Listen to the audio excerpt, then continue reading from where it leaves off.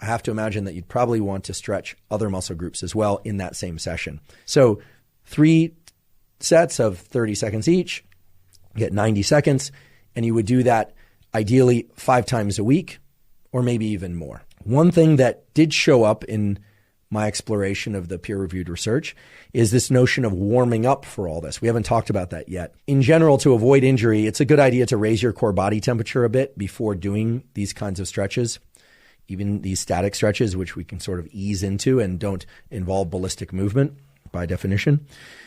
And the basic takeaway that I was able to find was that if we are already warm from running or from weight training or from some other activity, that doing the static stretching practice at the end of that weight training or cardiovascular or other physical session would allow us to go immediately into the stretching session because we're already warm, so to speak. Otherwise, raising one's core body temperature by a bit by doing 5 to 7, maybe even 10 minutes of easy cardiovascular exercise or calisthenic movements, provided you can do those without getting injured, seems to be an ideal way to warm up the body for stretching. We should be warm or warm up to stretch, although those warm-ups don't have to be extremely extensive.